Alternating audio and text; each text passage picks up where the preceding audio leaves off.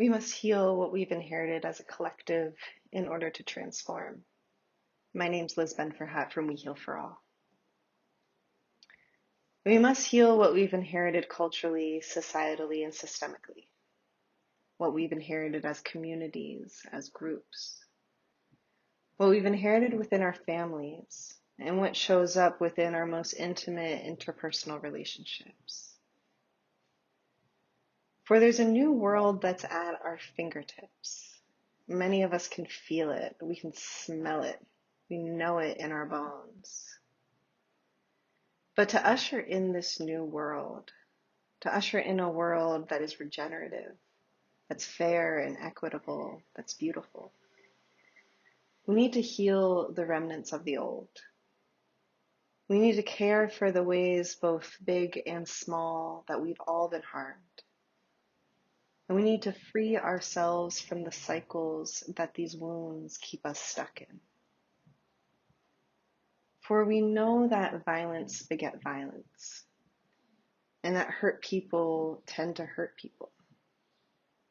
And man, have we all been hurt in one way or another. The cyclical nature of hurt can be seen across society. In the cycle of abuse that's often at the center of domestic violence, we see how relational dysfunction and unhealthy power dynamics can get passed down to children within a family until someone's able to break free and chart a new path. In the cycle of poverty, we can see how economically trapped people can become in environments that are under-resourced and that lack opportunities. It's not until the resources and tools, both inner and out, are available that new possibilities unfold. And the availability of resources is such a key component to healing.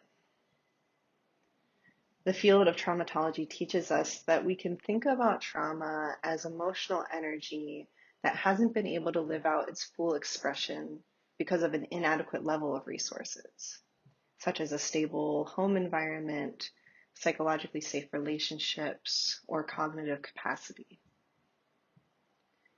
The emotional energy can get stuck in a person's mind and body, leaving them tethered to wounds and threat of harm that may no longer exist, but that their system is still reacting to, keeping them stuck in a loop or in a cycle of coping mechanisms. It is once the proper conditions and resources are in place for those wounds to show themselves that a person is able and ready to heal them. Arriving at this place is a reflection of a person's development and environment.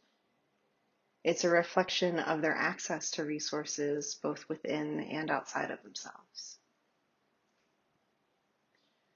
Which leads to an inspiring conundrum. The fact that many of us are feeling long-held collective wounds and the emotional energy associated with them may mean that we're resourced enough to heal them. That even though our awareness of the wounds that we've inherited due to the past, due to current injustices, due to breakdown, even though our awareness of all these things is challenging, that it may mean that we're ready to work with them in new and constructive ways. That enough of us are resourced enough to do this deep transformational healing work on behalf of what's to come. So in this way, from this perspective, there's also the invitation to honor what we've inherited. To see the bigger picture of how our global economic, cultural, and family systems have delivered us to a place where we are resourced enough that we're ready to heal. To honor and appreciate the ways we are evolutionarily positioned to sort through our cultural baggage, to hospice the parts that are no longer of service, to strengthen the parts that are foundational, and to give birth to new ways of being that'll carry us forward. This is the hope and possibility I see anyways. And I'd love to hear from you. What do you believe that we've inherited systemically, culturally, intergenerationally, that we're in the midst of healing as a collective? And what resources or tools are helping us do so? How do you honor those resources and tools? Because at We Heal for All, we're a big believer that none of us have all the answers, but all of us have wisdom to offer. And I'm of the humble mind and belief, and strong belief, that you're tapped into a specific thread of this moment in time that can illuminate or be of service to others. Especially if we come together in the spirit of co-creation to weave these different threads together, to share these threads and to learn from each other's threads in order to build this new social tapestry that is the future. So if you feel inspired by this, if you feel called or interested in sharing the unique thread that you're tapped into in this question of what have we inherited that we are both healing, and what have we inherited that's serving as a resource for this healing, come on over to the We Heal for All community. It's a new community on Mighty Networks that really serves to co-create this type of wisdom.